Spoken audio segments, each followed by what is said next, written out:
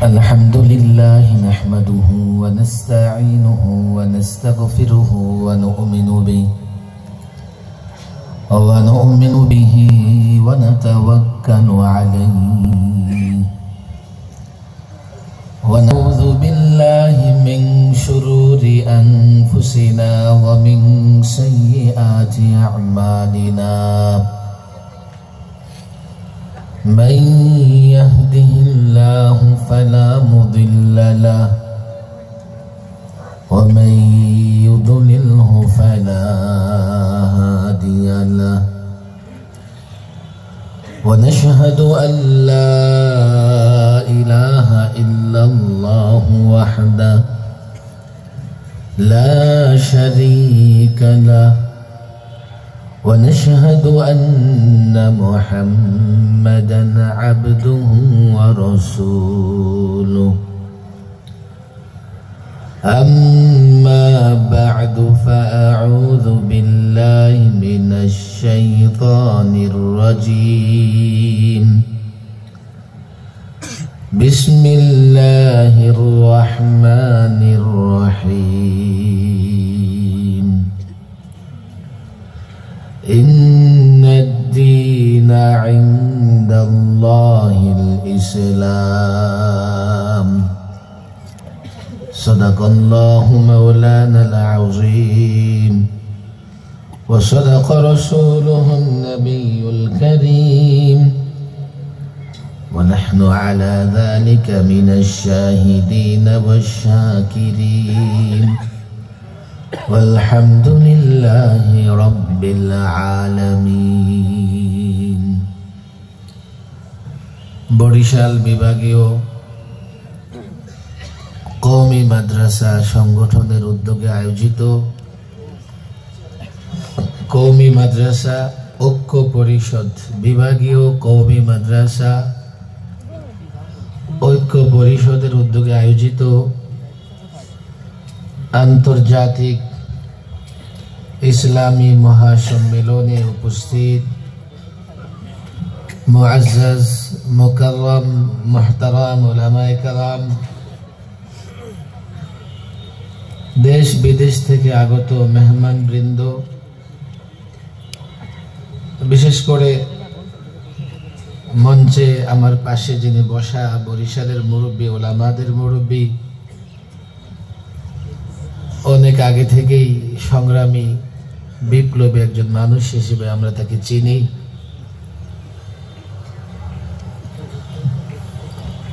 এছাড়া পুরো স্টেজেই তো ওলামায়ে কেরামের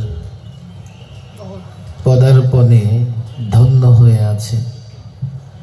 নাম বলে পদবী উচ্চারণ করে আমি কাউকে ছোট করতে চাই না, তবে এই অঞ্চলে আমার যদ্দূর মনে পড়ে দেশ বিদেশের মেহমান মিলিয়ে মাদারেসা কওমিয়ার সবচাইতে বড় সম্মেলন হয় এটা। সামনে যারা আছেন মাদারেসা কওমিয়ার ছাত্র, মঞ্চে যারা আছেন মাদারেসা কওমিয়ার আসাতিজায়ে কেরাম, শিক্ষকবৃন্দ, নিরেট ওলামাদের উপস্থিতিতে, মাদারেসা কওমিয়ার ছাত্রদের উপস্থিতিতে এত বড় আয়োজন এই বঙ্গে দ্বিতীয়টা হয় বলে আমার জানা নাই। হ্যাঁ, অনেক দরবার বা অনেক খানকা শরীফে ব্যাপক জমায়েত হয়, লক্ষাধিক লোকের জমায়েত হয়, লক্ষ লক্ষ লোকের জমায়েত হয়, কিন্তু বিশেষ একটা শ্রেণী, বিশেষ একটা দল, বিশেষ শিক্ষা প্রতিষ্ঠানের আয়োজনে এত বড় সম্মেলন এই বঙ্গে দ্বিতীয়টি অনুষ্ঠিত হয় না।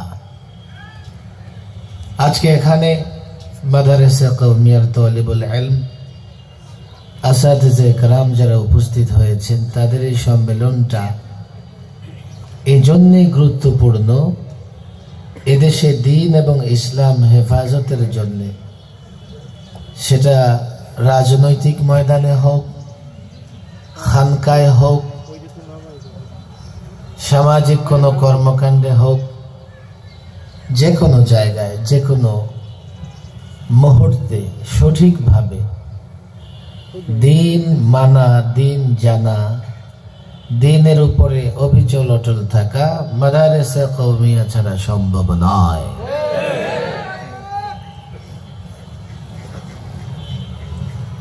যেহেতু মাগরিব পর্যন্ত আমার সময়, আমি আশা করছি সম্মানিত ওলামায়ে কেরাম আমাকে স্বাধীনভাবে ওই পর্যন্ত কথা বলার সুযোগ দিবেন। সময় যেহেতু দিয়ে দিয়েছেন, সময়ের সাহস থাকলে কথা বলা নিরাপদ। কিছু বিষয় এমন আছে দু চারটা শব্দ দিয়ে বোঝানো যায় না, একটু দীর্ঘ কথা, লম্বা কথা বলা লাগে। যার জন্য আমাকে যখন বলা হলো 4টা 4 মিনিটে বলা হলো 4টা 10 মিনিটে আপনাকে স্টেজে থাকতে হবে, তখন বাজে 4টা 4, বলা হলো 4টা 10 মিনিটে আপনাকে স্টেজে থাকতে হবে। কতটা বিদ্যুৎ গতিতে আমি প্রস্তুতি নিয়েছি আল্লাহ তাবারক ওয়া তাআলা ভালো জানেন। তবে মামুলাত আমি একটাও ছাড়ি নাই। আমার যতগুলো মামুলাত আছে দুপুরে খাবার দাবারের পরে, এগুলো শেষ করে এই কম সময়ের মধ্যে স্টেজে আসছি। তাড়াতাড়ি আসার পেছনে কারণ হচ্ছে আজকে এই মাদারেসে কওমিয়ার ছাত্র এবং এই কওমি মাদ্রাসার কর্ণধার, পরিচালক, আসাতিজা ইকরামের সামনে আমি আমার কিছু অভিব্যক্তি, আমার কিছু ব্যথা, আমার কিছু মনের কথা যাতে নির্ভয়ে, নিরিবিলি এবং একটু সময় নিয়ে উচ্চারণ করতে পারি, যার জন্যই তাড়াহুড়ো করে আমি এসেছি। নাহলে হয়তো বা বলতাম একজন আলোচনা করুক না, আমি একটু পরে আলোচনায় অংশ নিব। আর এই মঞ্চে যত ওলামায়ে কেরাম আছেন তাদের এক একজনকে চেয়ারে বসিয়ে দিলে ঘন্টার পর ঘন্টা বিনা লোকমায় আলোচনা করতে পারবেন। আমাদের মাদারেসে কওমিয়া এমন সূর্য সন্তান আসেন, এই মঞ্চেও আসেন। সুতরাং এই মঞ্চে আসা, বক্তৃতা করা, এটা কোনো ওয়াজ মাহফিলের উদ্দেশ্যে নয়, কোনো জ্ঞান বিতরণের উদ্দেশ্যে নয়। মাশাআল্লাহ, মঞ্চের ওলামায়ে কেরাম যথেষ্ট যোগ্য, প্রাজ্ঞ, অভিজ্ঞ, সাহসীও বটে। আর আপনারা যারা কওমি মাদ্রাসার ছাত্র আছেন, ঘন্টার পর ঘন্টা নিজেরা ওয়াজ মুখস্থ করতে থাকেন, আপনাদের পেটে ওয়াজের টিপু আছে। ওয়াজ আমি কেমনে শোনাবো? ওলামায়ে কেরাম মাদ্রাসার ছাত্রদের এই প্রোগ্রামে, যদিও আমি আগের কয়েকটা প্রোগ্রামে এসেছি, কখনো মনে হয় নাই যে আমি ধীরস্থিরে কিছু কথা বলতে পারবো। আজকে আমার মনে হচ্ছে সময়টা মাগরিব পর্যন্ত হওয়ার কারণে আমি ধীরে ধীরে আমার কথাগুলো বলে শেষ করতে পারবো। এর আগে আমি 1 মিনিটের একটা অনুরোধ জানাতে চাই। ডানে বায়ে রাস্তাঘাটে, রাস্তায় আওয়াজ যায় নাকি? সব মাইক চালু তো না? আমি একটু সময় নিতেছি যাতে মসজিদগুলোতে নামাজ শেষ হয়। ডানে বামে রাস্তাঘাটে মাদ্রাসার ছাত্র আমরা যে যেখানে দাঁড়িয়ে আছি দ্রুত চলে আসে। আমার অনুরোধ থাকবে, ডান দিকে একজনও আমরা দাঁড়িয়ে থাকতে পারবো না। বাঁ দিকে গেইটে আমি আসার সময় দেখছি হাজার হাজার তালেবান। আমি বাঁ দিকে মেহমান যেদিক দিয়ে প্রবেশ করেন ওখানে যে তালেবানদের দেখে আসছে, দ্রুত ভেতরে আসো, দ্রুত আসতেছে। স্বেচ্ছাসেবকদের বলবো হাতে পায়ে ধরে ওদের ভেতরে ঢুকাইয়া দেন। স্বেচ্ছাসেবক যারা আছি আমরা, কষ্ট করে হাতে পায়ে ধরে প্রত্যেকটা ছাত্র যাতে চলে আসে আমরা এই ব্যবস্থা করি। হাতে পায়ে ধরে যদি না আসে কোলে করে নিয়ে আসেন। আসতেছে? মুরব্বীদেরকে আপনারা যথাযথ সম্মান দেন, আমার বেয়াদবি মাফ করবেন।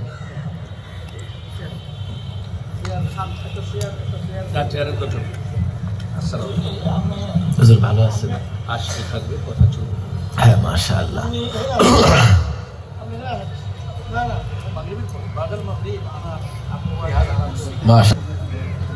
মাগরিব পর্যন্ত আপনার ক্ষমতা আছে। আল্লাহ, বড় আশ্চর্যের বিষয় হচ্ছে যে এটাই আমাদের সৌন্দর্য। আমি একটা ছোট মানুষ কথা বলতেছি, মুরব্বীরা আল্লাহ মাফ করেন, আমি মুরব্বীদের কাছে মাযরাত পেশ করতেছি। আমি এই মুরব্বীদের সামনে আমি সবক শোনানোর নিয়তে, আর যারা আমার প্রজন্মের মানে 50-50-এর আশেপাশে যাদের বয়স, তাদের সঙ্গে তাকরারের নিয়তে, আর ছাত্রদেরকে সবক সিস্টেমে এটা, আমরা কারো কাছ থেকে সবক দেই, আবার কাউকে সবক দেই, কারোর সঙ্গে তাকরার করি, সময় কাটাই, মত বিনিময় করি। মুরব্বীদের আমি সবক শোনাতে চাই, ওনারা আমার কথাগুলো শুনবেন, প্রয়োজনে আমাকে পরামর্শ দেবেন। আর 50-এর আশেপাশে যাদের বয়স, অর্থাৎ 25 থেকে 27 বৎসরের মধ্যে যারা ফারেগ হয়েছেন, আপনারা আমার সাথী। আমি 25 বৎসরের শিক্ষক, আপনাদের কাছে তাকরারের নিয়তে। আর ছাত্র যারা আছে, সবক তোমাদের জন্য, ওয়াজ না, তোমাদের পেটে ওয়াজের ঢিপু আছে আমি জানি। আর এই অঞ্চলের ছাত্ররাও বড় বড় বক্তা। আমি আমার মনের ব্যথার জায়গা থেকে কিছু কথা আলেমদের সমীপে তুলে ধরতে চাই। আমার জীবনে নানা পর্যায়ে অভিজ্ঞতার কিছু বিষয় আছে। ছাত্র জীবনে বড়দের খেদমত করেছি, বড়দের জোতা টেনেছি, এরপরে আবার বড়দের সঙ্গে আত্মীয়তার সম্পর্ক করেছি, এরপরে আবার বড়দের নেগরানিতে সেই 2001 থেকে ইসলামী আইন বাস্তবায়ন কমিটি যখন গঠন হয়েছে, বড়দের সঙ্গে থেকে একই মঞ্চে বক্তৃতা করেছি, বড়দের সঙ্গে থেকে একই ময়দানে আন্দোলন সংগ্রাম করেছি। সর্বশেষ হেফাজতে ইসলামের ব্যানারও আমি আন্দোলন সংগ্রাম করেছি। গত 16 বছরে 3 বার আমাকে সরকারের বিশেষ মেহমান হতে হয়েছে। এই যে 21-এ গ্রেফতার করে আমাকে 2.5 মাস বিবিআইপি মর্যাদা দিয়া 2.5 মাস রিমান্ডে রেখেছে। আমি একটা সময় জানতে পারলাম বাহিরের লোকজন মনে করতেছে যে আমারে বাংলাদেশে রাখে নাই, আমারে ইন্ডিয়া পাচার করে দিছে। এইভাবে জেলখানার ভেতরের মানুষ থেকেও, বন্দি থেকেও আমাকে বিচ্ছিন্ন করে রেখেছে। বাহিরের লোকজন জানতো না আমি কোথায় ছিলাম। জেল জীবনে অনেক অর্জন আছে, অনেক অর্জন আছে। ওলামাদের অর্জনের শেষ নাই জেল জীবনে। সবচাইতে বড় কথা যেটা আমি বলি, জেলখানা ওলামাদের জন্য জেলখানা নয়, ইবাদতখানা। আমি মাঝে মধ্যে চিন্তায় পড়ে যাই যে এখন জেলখানা ইমামতি কে করে। আমরা জেলখানায় যাওয়ার পরে লোকেরা বলে, হুজুর অনেক দিন ধরে আলেমরা আসে না, একটা মাসালা জিজ্ঞেস করবো, জিজ্ঞেস করতে পারে না। আপনারা আসছেন ভালো, আমাদের নামাজ পড়ান, ইমামতি করেন, আমাদের একটু পরামর্শ দেন। আমি 25 বছর ধরে আসি, আরেকজন বলতেছে হুজুর আমি 20 বছর ধরে আসি। এটার একটা আবার ক্যাটাগরি আছে, ওখানে যে যত সময় লাগাবে দাওয়াত তাবলীগের মতো, তার মূল্য তত বেশি। মাঝে মধ্যে টেনশনে পড়ে যায়, এখন জেলখানা ইমামতি কে করে? সমাধান কি? ইসলাম প্রতিষ্ঠার আন্দোলন চলবে, একদল ময়দানে থাকবে, আরেক দল জেলখানায় থাকবে। বলে হুজুর এখন কেন জেলে যাব? আরে এখনো তুমি সঠিক কথা বলো, তোমাকে জেলে যেতে হবে। আমরা ডক্টর ইউনূস সরকারকে সময় দিয়েছি, এবং যেহেতু সামান্য কয়েকদিনের মেহমান, আমরা বড় ধরনের কোনো আন্দোলন কর্মসূচি কিংবা কথাবার্তা বলি না। নেক্সট গভর্নমেন্ট যেই আসুক না কেন, আমাদের আন্দোলন সংগ্রামের যে ধারাবাহিকতা, যতদিন সত্যিকার অর্থেই ইসলামী বিপ্লব না হবে, আমাদের আন্দোলন সংগ্রাম চলবে, চলবে, চলতে থাকবে। সুতরাং কেউ জেলে, কেউ রেলে, কেউ ময়দানে থাকবে, এটাই স্বাভাবিক। জেল জীবনের অনেক অর্জন আছে ওলামায়ে কেরামের। মাঝে মধ্যে এখনো চিন্তা করি জেলে ভালো লাগার সময় কোনটা ছিল। জেলে ভালো লাগার সময় ছিল রাত 1:30 থেকে ফজর পর্যন্ত সময়টা, যখন আলেমদের এক এক কামরা থেকে কান্নার আওয়াজ বের হয়ে আসতো। 1:30টার সময় কোন আলেম দাঁড়ায় নামাজে দাঁড়ায় তেলাওয়াত করতেছে আর কাঁদতেছে, দেখার সুযোগ ছিল না, যেহেতু কামরাগুলো লম্বা, একটার পর একটা একটার পর একটা। দিনের বেলায় আলেম তার কান্না লুকাইতে পারলেও রাতের নীরবতায় সে তার কান্না লুকাতে পারত না।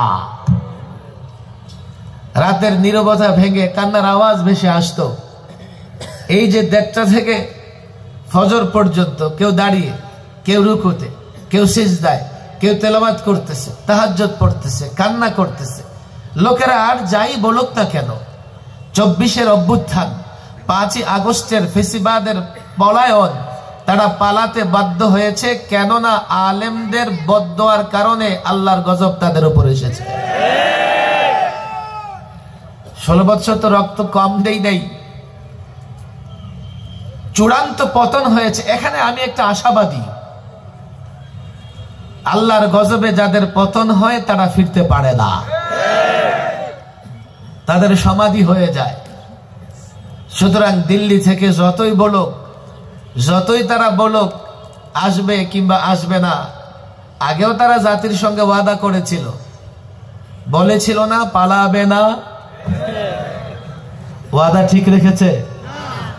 এখন যদি বলে ফিরে আসবে, ওয়াদা ঠিক রাখবে না, ফেসিবাদ ফিরতে পারবে না। আমরা ইসলাম প্রতিষ্ঠার রাস্তা পথ থেকে এক একটা বাধা দূর করেই চূড়ান্ত লক্ষ্যে পৌঁছাবো ইনশাআল্লাহ। কিন্তু জেল জীবনে আমার আরেকটা অর্জন আমি ছাত্রদের কানে কানে বলে যেতে চাই। লম্বা ফিকির, লম্বা চিন্তা করার সুযোগ হয়।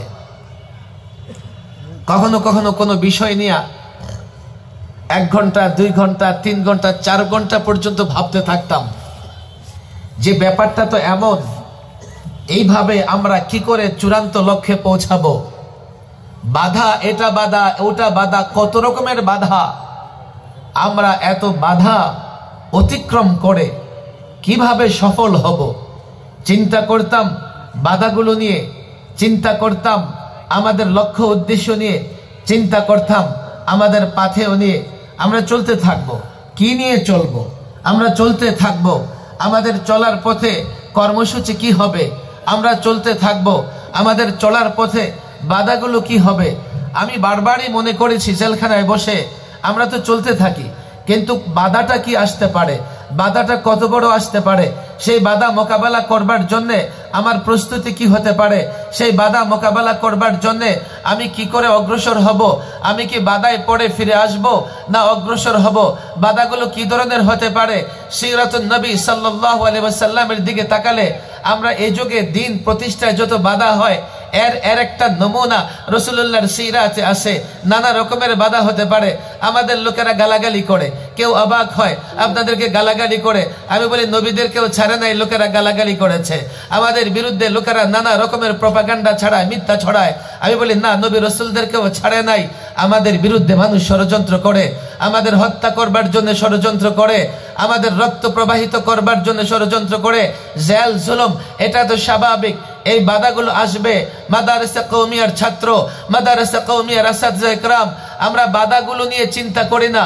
ফলে ইমানের আন্দোলন নিয়ে যেখানে বাধা সেখানে থেমে যাই। আবার কোনো মুস্তাহাব কিংবা কোনো মুবাহ আন্দোলন নিয়ে, পরিবেশের আন্দোলন নিয়ে, গাছপালার আন্দোলন নিয়েও আমরা থেমে যাই। অথচ আমাদের এই আন্দোলন সংগ্রামের পথ ঘাটগুলো ঠিকঠাক মতো জানাশোনা থাকা দরকার ছিল, আমাদের সিদ্ধান্ত নেবার দরকার ছিল। কেউ আমাকে গালি দিয়েছে, আমি প্রতিবাদ করেছি, বাধা হবে আমি দাঁড়িয়ে যাব, সামনে অগ্রসর হব না। কিন্তু 54 বছরের বাংলাদেশে আমার কাছে বারবার মনে হয়েছে আমরা একটা মেডিসিন ব্যবহার করি, মিছিল মিটিং এর মেডিসিন।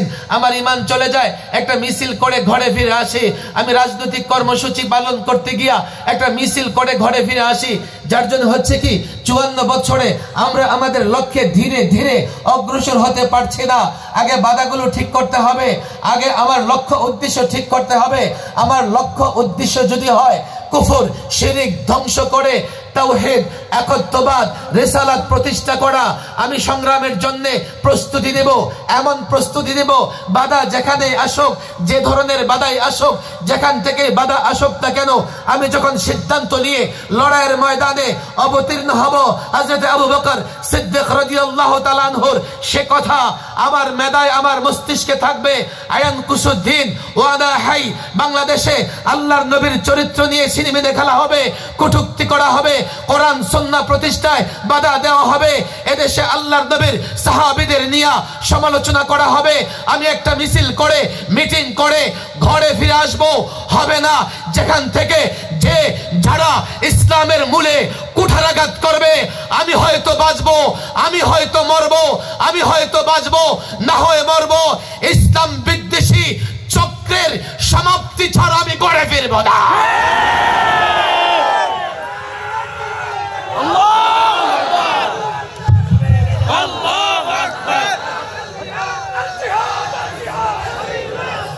কথা দীর্ঘ, কিন্তু আমি যে পথ চলতে চাই,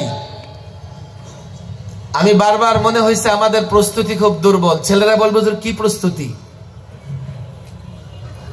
আমাদের তালিমি প্রস্তুতি দুর্বল। সমস্ত লড়াই সংগ্রাম আন্দোলনের ইতিহাসে যদি তার পেছনে তালিম তরবিয়ত না থাকে, সেই লড়াই ইসলামের নামে হোক, সমাজতন্ত্রের নামে হোক, সেকুলারদের নামে হোক, সেই সংগঠন কিংবা সেই দল, সেই গোষ্ঠী চূড়ান্ত লক্ষ্যে পৌঁছাতে পারবে না।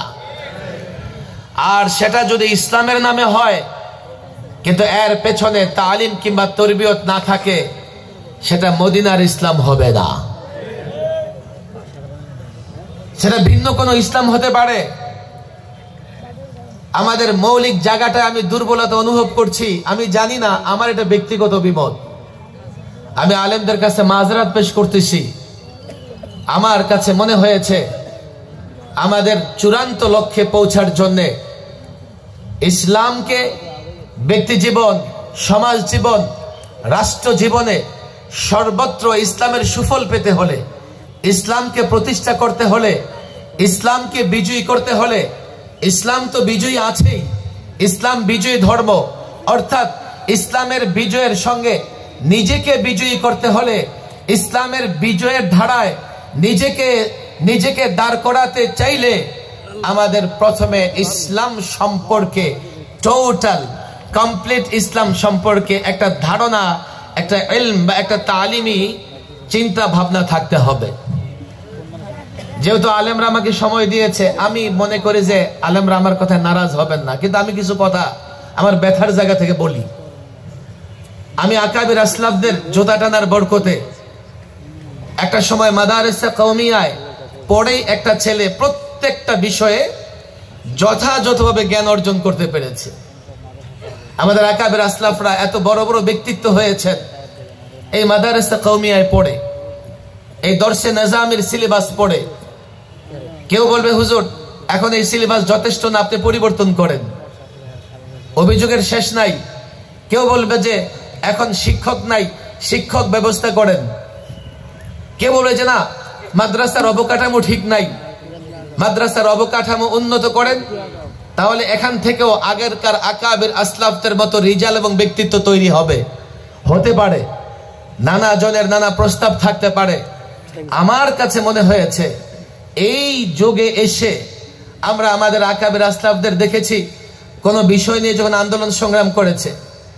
আমি ঠিক কত সালে এখানে বরিশালে সর্বপ্রথম এসছি আমার মনে নাই, 2001 কিংবা 2 হবে। মঈনুদ্দিন চিশতি রহিমাহুল্লাহ নামে একটা প্রতিষ্ঠান আছে না এখানে, খাজা মঈনুদ্দিন মাদ্রাসা, মাশাআল্লাহ।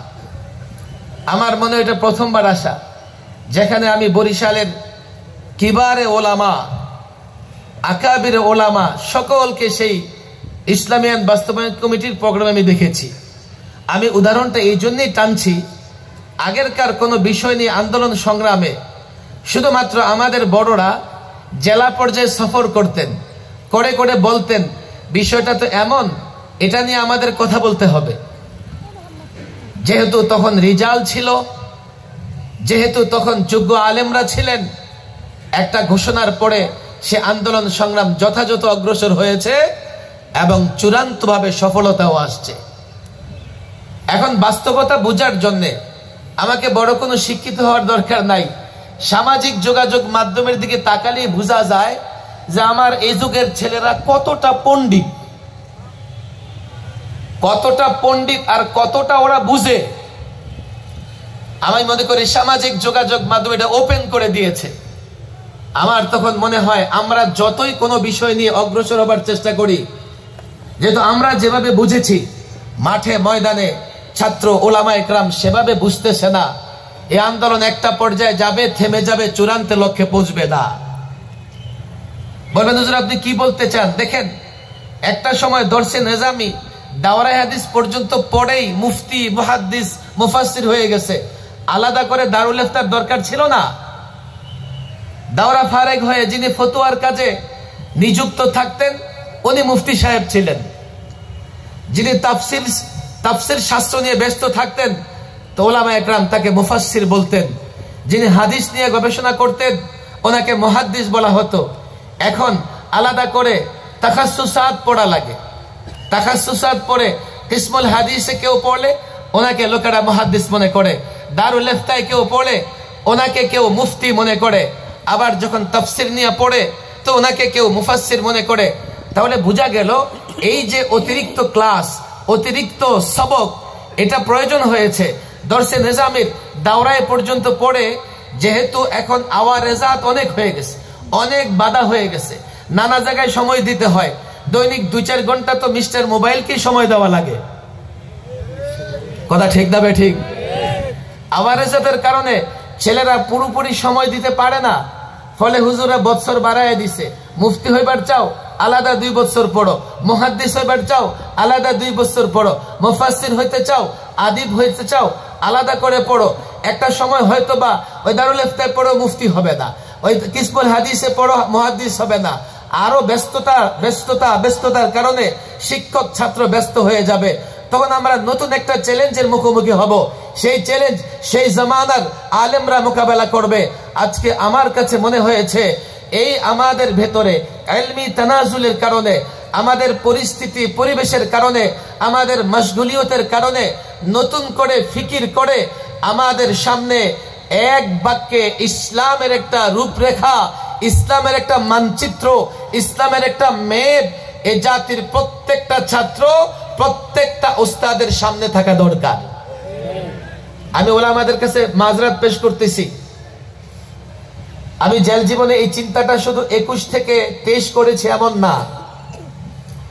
প্রথমবার যখন আমি মেহমান হই 2011-তে, প্রথমবার বলতে ফেসিবাদের 16 বছরের প্রথমবার ছাত্র জীবনে আমার মেহমান হওয়া লাগছে। আর 11 থেকে এরপরে 13, 14, 21, 22, 23 তো আমারই সবার আগে মেহমান বানাইছে। আমার কাছে মনে হয়েছে আমাদের তালিমি কিছু অপূর্ণতা আছে। আমাদের দর্শে অপূর্ণতা নাই, আমাদের আসাদে একরাম অপূর্ণ তাও না, আমাদের সিলেবাস অপূর্ণ তাও না। এই সিলেবাস থেকে তালিমি যতটা অর্জন করা দরকার ছিল এ যুগের ছাত্ররা ততটা অর্জন করে নিজেকে তৈরি করতে পারতেছে না। যার জন্য দ্বীনের কোন বিষয়টাকে কতটা গুরুত্ব দিতে হবে, কোনটার জন্য কতটা মেহনত করতে হবে, কোনটার জন্য কি পরিমাণ অগ্রসর হতে হবে। আমি তো আজকাল দেখছি একটা সাধারণ বিষয় নিয়ে অনেক ছেলেরা জীবন দিয়ে দিবে অবস্থা হয়ে যায়। আবার অনেক গুরুত্বপূর্ণ বিষয় আছে তা নিয়ে তারা কোনো চিন্তা করে না। আবার অনেক গুরুত্বপূর্ণ বিষয় নিয়ে আমরা হঠকারী সিদ্ধান্ত নেই। হঠকারী সিদ্ধান্ত মানে হলো আমি জানি আমি লাফ দিয়ে বরিশালের সমুদ্র পার হতে পারবো না, নদী পার হতে পারবো না, লাফ দিয়ে আবার নিচে কিনারায় পড়ে যে পার হতে পারি না। আমার লক্ষ্য যেটা হবে সেই লক্ষ্যে পৌঁছার জন্য আমার যে প্রস্তুতি দরকার সেই প্রস্তুতি না নিয়ে সেই লক্ষ্যে রওনা হয়ে যাওয়া এটা হঠকারিতা ছাড়া কিছুই না। আমাদের দীর্ঘমেয়াদী প্ল্যান থাকা দরকার, আমাদের স্বল্প মেয়াদী প্ল্যান থাকা দরকার, আমাদের মধ্যমেয়াদী প্ল্যান থাকা দরকার। যেগুলো আমাদের একাডেমিক শিক্ষা জীবন থেকেই সেই প্ল্যানগুলো আমাদের মাথায় থাকা দরকার। আমি আজকে যেটা বলি ইসলাম সম্পর্কে আমাদের ধারণা। একটা সময় আমি মুফতি আমিন রহমাউল্লাহকে শুনতাম বলতে, আল্লামা মুফতি আমিন রহমাউল্লাহ বাংলাদেশের একজন মুজাদ্দিদ, আল্লামা শামসুল হক ফরিদপুর রহমাউল্লাহ বরাত দিয়ে উদ্ধৃতি দিয়ে একাধিকবার হুজুর বলেছেন যে ইসলামটা আমাদের সামনে পুরোপুরি নাই। আপনি অবাক হবেন, এখনো তাহাজ্জুদ গুজার মুসল্লি আমারে দেখেও বলে, হুজুর আপনি রাজনীতি কেন করেন, হুজুর আপনি সিয়াসত কেন করেন। আমি আমার জুমার মসজিদে টানা 4 জুমা সিয়াসি বক্তৃতা করছি। খতিবগিরি থাকার না থাক, আল্লাহ আমাকে খতিবগিরির মোহতাজ বানায় নাই। কারণ আমার মুসল্লিরা কালকে আমি যখন সিয়াসি ময়দানে কাজ করব, হ্যাঁ প্রচলিত সিয়াসত নোংরা, কোনো সন্দেহ নাই। প্রচলিত সিয়াসতে নোংরামি ছাড়া তেমন কিছুই নাই। কিছু ভালো মানুষ আছে, কিন্তু যেই সিস্টেম বা যেই ফর্মুলা দিয়ে প্রচলিত রাজনীতি হয়, যে ইজম, যে তন্ত্র মন্ত্র দিয়া প্রচলিত রাজনীতি হয়, প্রত্যেকটার পেছনে উদ্দেশ্য দুনিয়া, আর দুনিয়া অর্জন করার জন্য তারা যতটা নোংরামি করা দরকার করে। আর সাধারণ মুসল্লিরা মনে করে এত নোংরামির কাজটা আপনারা কেন করেন? না, দই আর চুন দেখতে একই রকম হলেও দুইটা কোনোদিন একই রকম নয়। কথা ঠিক না বেঠিক? আমি আজকে একটু মিলাই দেখতে চাই আমাদের সামনে পুরাটা ইসলাম আছে না নাই। আমি আলেমদের কাছে মাযরাত পেশ করে বলতে চাই, যেদিন থেকে দারুল ইফতার সঙ্গে আমি জড়িত, তাও 25 বছর হয়ে গেছে, দারুল ইফতার ফতোয়ার কিতাবগুলোতে আল বাহরুর রায়ক বলেন, আলমগিরি বলেন, বাদায়ুস সানায়ে বলেন, ফতোয়া শামী বলেন, শুরুতেই যখন কিতাবুত তাহারাতের আলোচনা শুরু হয়, উমুরে দিন, দিনের বিষয়াদি, বা কোথাও আছে মাদারু উমুরি দিন, দিনের বিষয়গুলো, সমস্ত বিষয়গুলো যে কটা জিনিসের উপরে নির্ভরশীল, মুখতাসার সংক্ষিপ্তভাবে প্রায় সকল ফুকাহা একরাম আলোচনা করেছেন। আমাদের দিনের ভিত্তি কি কি বিষয়ের উপরে, আমাদের দিনে কি কি বিষয় আছে, ইজমালান সংক্ষিপ্তভাবে এর একটা আলোচনা আছে। আমি মনে করি আজকে এই আলোচনাটা সংক্ষিপ্ত হলেও আমি আপনাদের সামনে 2-4 মিনিটে বলতে চাই। মনোযোগ থাকবে ইনশাআল্লাহ? ছাত্ররা বলো মনোযোগ থাকবে ইনশাআল্লাহ? ছাত্র হাত উঠাও, হুজুরে হাত উঠাবেন না, মাশাআল্লাহ, লম্বা লম্বা। কারো হাত নামলে আমি 2 হাত উঠাইয়া দিব। আমি যে আগামীকাল বাসুম কোনো গ্যারান্টি তো নাই। লম্বা করো, লম্বা। কয়টা আঙ্গুল আছে? হ্যাঁ, বৃদ্ধাঙ্গুলি তৈরি করো।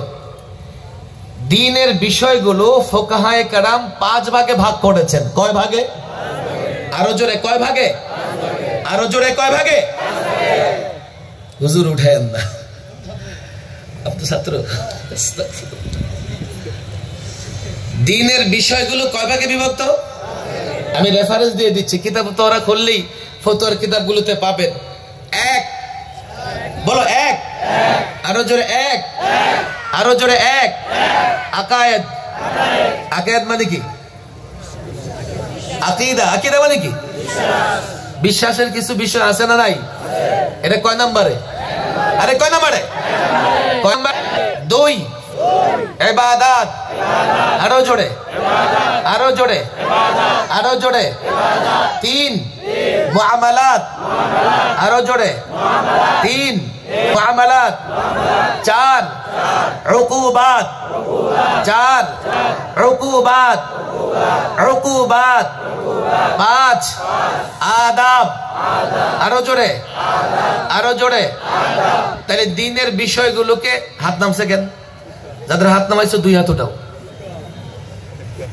হাত ব্যথা হয়ে গেছে? আচ্ছা, হাত পরিবর্তন করো। দিনের বিষয়গুলো ফুকাহায়ে কেরাম মৌলিক ভাবে কয় ভাগে ভাগ করেছে? আরো জোরে কয় ভাগে? 1 নাম্বার কি? আকায়েদ। 1 নাম্বার কি? 2 নাম্বার আকায়েদ কি জিনিস? আমানতু বিল্লাহি ওয়া মালাইকাতিহি ওয়া কুতুবিহি ওয়া রুসুলিহি ওয়াল ইয়াউমিল আখির। আছে না নাই? আরে জানি কি জানি না? আকায়েদের মৌলিক বিষয় আছে না নাই? 2 ইবাদত। ইবাদত আমরা বুঝি না?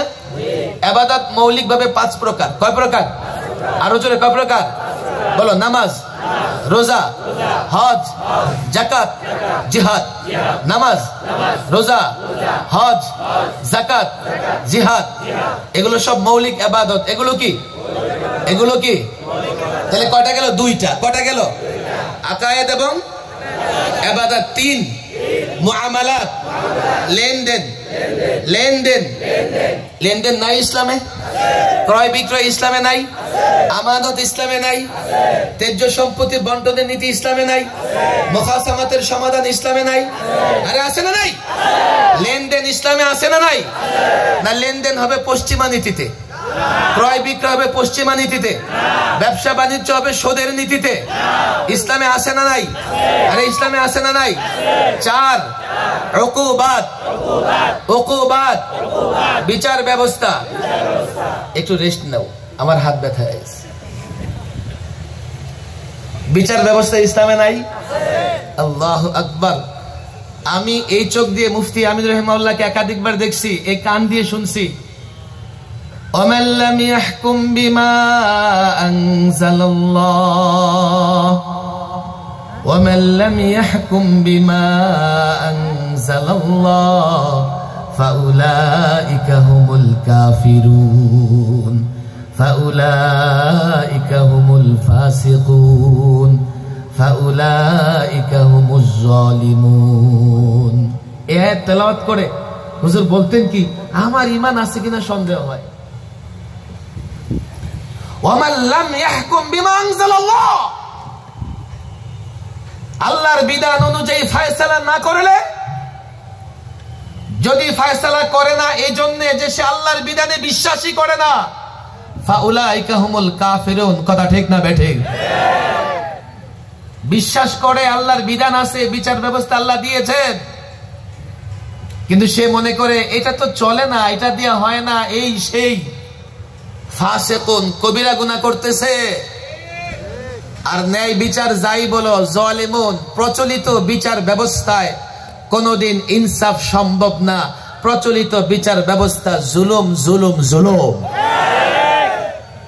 মাশাআল্লাহ, তোমরা তো বুঝে গেছো। কেউ বলবে হুজুর বিচার কি আমরা করি? আমরা কি কাজী? সুতরাং আমাদের ঈমান নিরাপদ। এখানে বলা হয়েছে যে বিচার করে না, আমরা তো কাজী না, আমরা তো বিচার করি না, সুতরাং আমাদের ঈমান একেবারে শিক্ষা প্রতিমন্ত্রী নওফেলের মতো। আমাদের ঈমান কোনোদিন যাবে না। আরে বেঈমান, তোমার ঈমান থাকলে তো যাবে। বক্তৃতায় বলতেছে, ইসকনের প্রোগ্রামে গিয়া বক্তৃতায় বলতেছে তার ঈমান কোনোদিন যাবে না। ঈমান থাকলে তো যাবে। আমাদের ঈমান যাবে না, আমরা বিচার করি না, বিষয়টা এমন নয়। ফালা ওয়া রাব্বিক লা ইউমিনুনা হাত্তা ইউহাক্কিমুকা ফীমা শাজারা বাইনাহুম। ফালা ওয়া রাব্বিক লা ইউমিনুন হাত্তা ইউহাক্কিমুকা ফীমা শাজারা বাইনাহুম। আল্লাহর কসম, আপনার রবের কসম, সে মুমিন হতে পারবে না যতক্ষণ আপনি নবীকে বিচারক মানবে। প্রচলিত আদালতে বিচার নিয়ে গেলে আমরা রাসূলুল্লাহর বিচারক মানি? রাসূলুল্লাহর বিচার ব্যবস্থা আছে? বিচার ব্যবস্থা বাস্তবতায় তো নাই, আমাদের তালিমেও নাই। আল্লাহ মাফ করুন, তাহরিক একটু পরে করেন। আগে বিচার ব্যবস্থা ফরজ একটা ব্যবস্থা, আমাদের ছাত্র শিক্ষকদের তালিমে আছে কিনা আমি এটা জানতে চাই। আমরা কিতাবুল কাযী পড়ি, কিতাবুল কাযা পড়াই, কিন্তু বর্তমান সময়ে ইসলামী বিচার ব্যবস্থা আমি কি করে অ্যাপ্লাই করব, কি করে ইসলামী বিচার ব্যবস্থা চলতে পারে, এটার তালিম এখন আমাদের ভেতরে নাই। এটা আমাদের দুর্ভাগ্য। 5 নাম্বার বলছি আদাব। আদাবের 1 নাম্বার বিষয় হচ্ছে আখলাক। মাশাআল্লাহ, বরিশাল পীর মুরিদের এলাকা, আখলাক সম্পর্কে আমরা কম বেশি বুঝি। আখলাকে বাতেনা, আখলাকে হাসানা হোক আর সাইয়্যা হোক, সৎ চরিত্র অসৎ চরিত্র যা আমাদের বাতেনের সঙ্গে সম্পৃক্ত। অনেকে মনে করে হুজুর রুমাল দেন, ধরলাম মুরিদ হয়ে গেলাম, বাতেন দুরুস্ত হয়ে গেছে। আবার কেউ মনে করে দরকার নাই পীর মুরিদির। আচ্ছা, যে যাই মনে করো, আমাদের আভ্যন্তরীণ কিছু বিষয় এমন আছে যা অর্জন করা ফরজ, ফরজ অর্জন করা। আবার আমাদের বাতিনি কিছু বিষয় আছে এমন যা বর্জন করা ফরজ, যা ভেতরে আসলে হারাম, এমনকি সুরের গোস্তের চাইতেও হারাম। আমাদের ভেতরকে মুজাইয়ান করতে হবে ইখলাস দ্বারা, আমাদের ভেতরকে মুজাইয়ান করতে হবে তাকওয়া দ্বারা, আমাদের ভেতরকে মুজাইয়ান করতে হবে সিদক দ্বারা, আমাদের ভেতরকে মুজাইয়ান করতে হবে তাওয়াদু দ্বারা, আমাদের ভেতরকে মুজাইয়ান সুসজ্জিত করতে হবে আল্লাহর মহব্বত, রাসূলুল্লাহর মহব্বত দ্বারা। এগুলো প্রত্যেকটা একাধিক কোরআন হাদিসের আয়াত এবং দলিল দ্বারা প্রমাণিত। আবার ভেতর থেকে কিছু বিষয় বের করে দিতে হবে, কিবির বের করে দিতে হবে, মিথ্যা বের করে দিতে হবে, রিয়া বের করে দিতে হবে।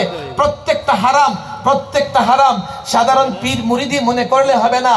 যদি আমরা 5 নম্বর বিষয়, দ্বীনের 5 নম্বর বিষয় আখলাক, সৎ চরিত্র অর্জন করা, অসৎ চরিত্র থেকে দূরে থাকা, এটাও ফরজ।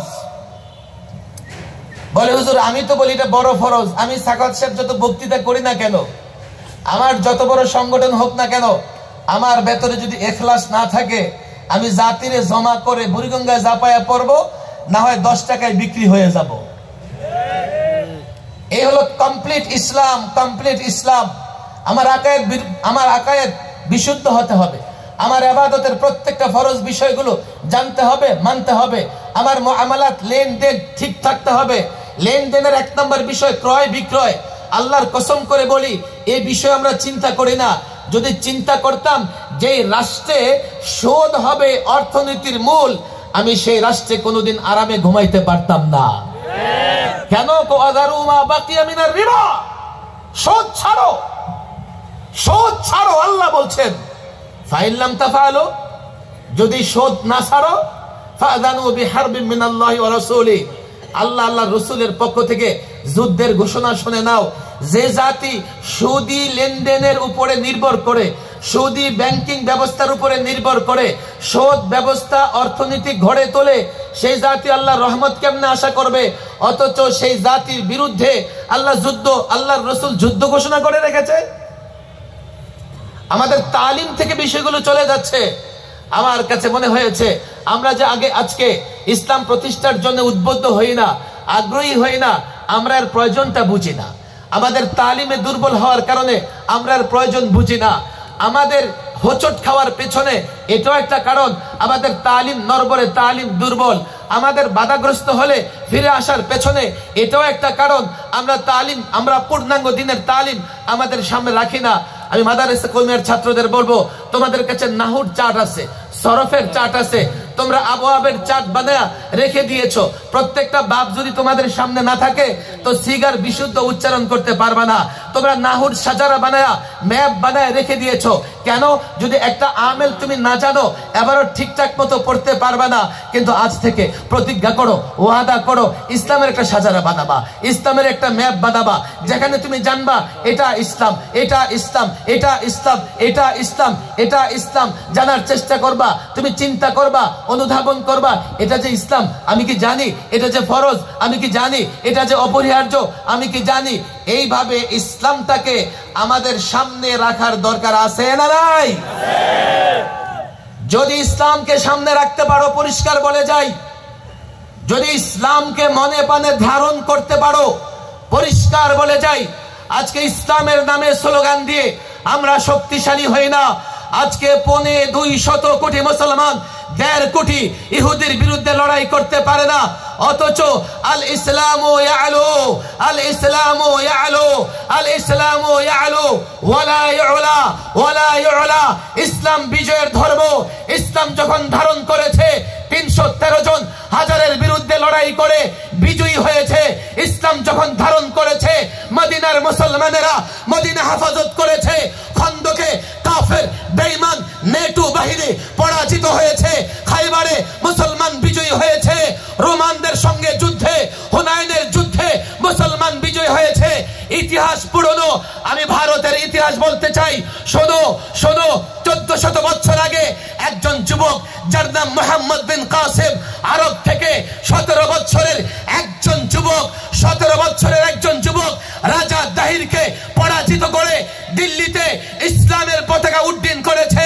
এই ভারত 600 বছর মুসলমান শাসন করেছে, শুধুমাত্র মুঘলরা 400 বছর ভারত শাসন করেছে। এজন্যই ইসলাম বিজয়ের ধর্ম, ইসলাম পরাজিত হয় না। আমরা কেন ইসলামের স্লোগান দিয়ে ইসলামী দল করে বিজয়ী হতে পারি না? আমি তো বলি ইসলামকে ধারণ করতে পারি নাই। আফাতুমিনুনা বিবাদিল কিতাব ওয়া তাকফুরুনা বিবাদিল কিতাব।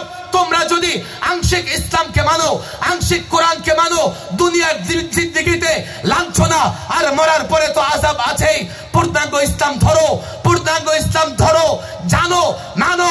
আল্লাহর কসম করে বলি, হোক দিল্লি থেকে মস্কো পর্যন্ত, তেল আবিব থেকে আমেরিকা পর্যন্ত, ইসলাম যদি ধারণ করতে পারো, তাহলে বেঈমান কাফের তোমাদের সামনে দাঁড়াতে পারবে না।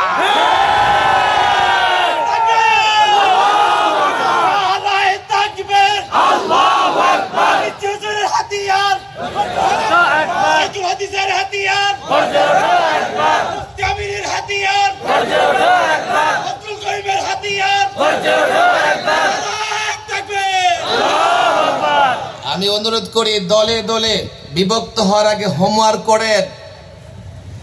আমার যদি সোলজার তৈরি থাকে, হয়তোবা একজন লিডারশিপ আসবে ইনশাআল্লাহ, যার নেতৃত্বে এই সিপাহী সৈনিকেরা লড়াই করবে। সিপাহী যদি তৈরি না থাকে, লিডারশিপের নেতৃত্বে যতই যোগ্য লিডারশিপ আসুক, দেখা যাবে সিপাহীরা ওই লিডারশিপের নেতৃত্বে। কেননা আজকে আমরা নেতার গুণাবলী কিছু নিজেরা ঠিক করে দিয়েছি যে এই গুণাবলী হলে উনি যোগ্য নেতৃত্ব, অথচ শরীয়ত যা নেতার নেতৃত্বের জন্য গুণাবলী ঠিক করে দিয়েছে এগুলো অজানা। আফসোস, আমরা যারা অহংকার করি, গর্ব করি, মাদ্রাসা কওমিয়া ইলম এবং আমলের সমন্বয় করে চলে, একটু চোখ কান খুলে দেখো। মাদ্রাসা কওমিয়াকে পেছনে ফেলে আরেক দল ইউনিভার্সিটি, এই সেই সব জায়গায় নিজেদের ওই আদর্শটাই বাস্তবায়ন করার জন্য বিজয়ী হচ্ছে। তোমরা যে ফখর করো, রাতের বেলায় বালিশে মাথা রেখে একটু চিন্তা করো, সত্যিকার অর্থেই তোমার আদর্শ কবে বিজয়ী হবে? আংশিক ট্রিটমেন্টে রোগী সুস্থ হয় না, আংশিক ট্রিটমেন্ট দিয়ে রোগী সুস্থ হয় না। এই জাতির সংস্কার মেরামত দেখলাম তো, আমি নিজে সংবিধান সংস্কার নিয়ে কাজ করেছি, আমি নিজে জাতীয় ঐক্যমতে কাজ করেছি, আমি জুলাই সনদে স্বাক্ষরও করেছি, কিন্তু আমি হতাশ। যে বাংলাদেশ গড়বার জন্য একটা সংস্কার দরকার ছিল, সেই সংস্কার আমরা করতে পারি নাই। কেন করতে পারলেন না? আরে আমি বাড়িওয়ালা, আমি নিজেই জানি না আমি বাড়িওয়ালা। তোমরা যে দেশটার মালিক তোমরাই জানো না। বাড়িওয়ালা খাড়াই রয়েছে, রাইটিস্ট ডানপন্থী এসে বলে বাড়ি আমার, আমি মেরামত করব। আবার লেফটিস্ট বামপন্থীরা এসে বলে না, বাড়ি আমাদের। বাংলাদেশটা মুসলমানদের, ইসলামের কারণে বাংলাদেশ পেয়েছি আমরা। সাহস আছে, হিম্মত আছে, বলতে পারবা? ইতিহাস তো জানো না, দলিল হারাই ফেলছো, এখন মালিকানা দাবি করার সাহস তোমাদের নাই। 47-এ এই ভূখণ্ড আমরা পেয়েছি ইসলামের কারণে। এই ভূখণ্ড পেয়েছি, এই ভূখণ্ডে আমরা কোরআন সুন্নাহ প্রতিষ্ঠিত করব। সুতরাং এই ভূখণ্ড, রাষ্ট্র, রাষ্ট্রনীতি, যত সংস্কার হয় কোরআন সুন্নাহর বাইরে হতে পারবে না। তোমরা যেহেতু ভুলে গেছো, কেউ বলে নো, আমেরিকার চিন্তায় রাষ্ট্র মেরামত হবে, কেউ বলে ভারতের সেকুলারিজমের আদলে রাষ্ট্র মেরামত হবে, কেউ বলে নো সমাজতন্ত্র, কেউ ডেমোক্রেসি, কেউ সোশ্যালিজমের চিন্তা দিয়া তোমার বাড়ি, তোমার রাষ্ট্র মেরামত করতে চাই, তোমার খবর নাই।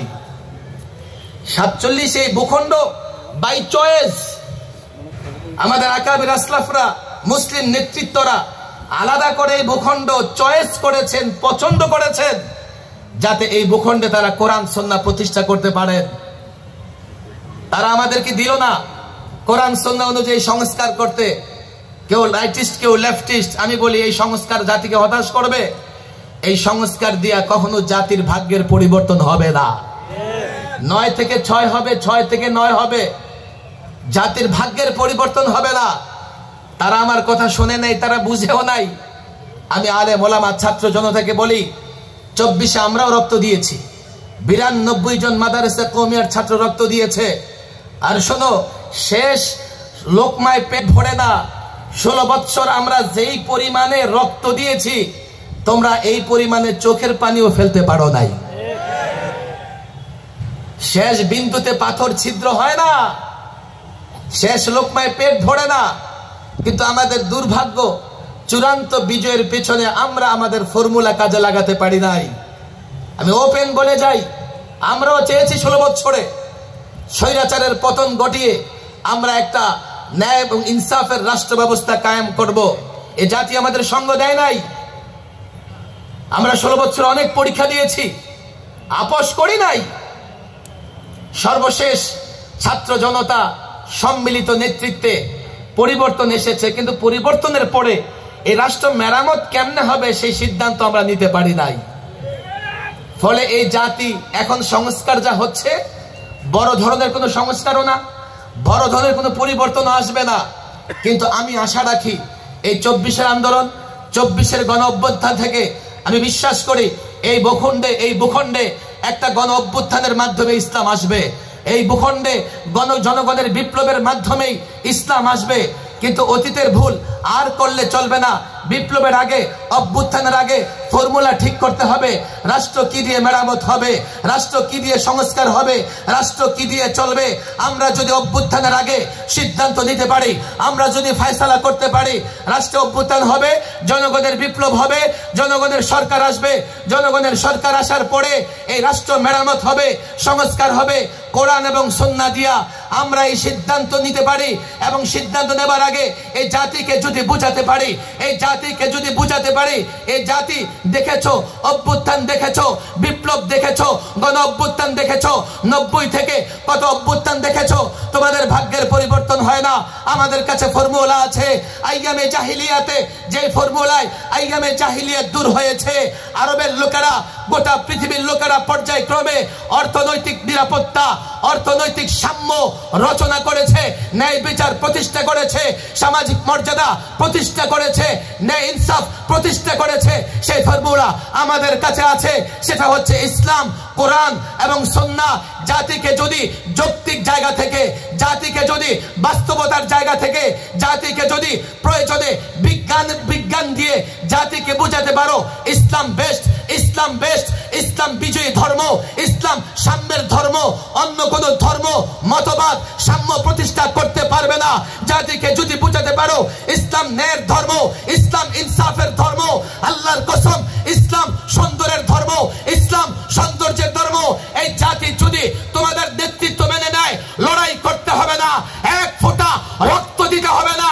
তোমরা যদি ক্ষুদ্র নেতৃত্ব তৈরি করতে পারো, বরিশাল বিভাগীয় নেতৃত্ব তৈরি হয়, জেলার নেতৃত্ব তৈরি হয়, থানায় আলেমদের নেতৃত্ব তৈরি হয়, ওয়ার্ডে আলেমদের নেতৃত্ব তৈরি হয়, গ্রামে আলেমদের নেতৃত্ব তৈরি হয়।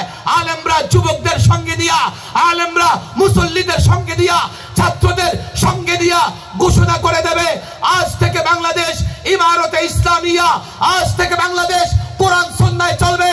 আল্লাহর কসম তোমাদের মোকাবেলা করতে পারে এমন তাগুত শক্তি পৃথিবীতে নাই।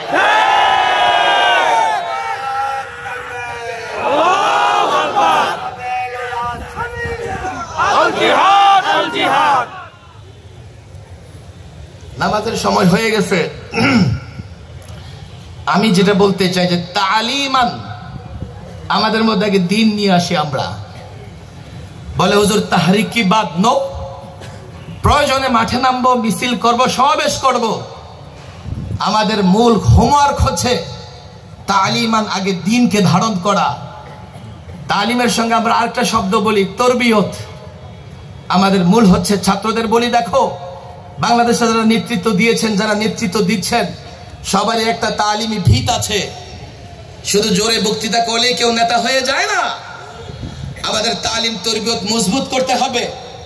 আমরা যখন দায়ী হব, আমরা যখন সত্যিকার অর্থে সৈনিক হব, তখন দাওয়াতের মাধ্যমে ইসলামের প্রত্যেকটা সাম্য শান্তির বিধান প্রত্যেকটা যুবকের কাছে পৌঁছে দেব, তখনই আমরা বিজয়ী হতে পারবো। কথা ঠিক না বেঠিক? আজানের সময় হয়ে গেছে।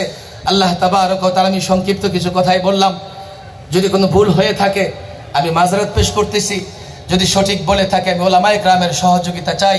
আল্লাহ তাবারক ওয়া তাআলা আমাকে, আপনাকে, আপনাদেরকে সকলকে দ্বীনের জন্য কবুল আর মঞ্জুর করে নিন। ওয়া মা তাওফীকি ইল্লা বিল্লাহ।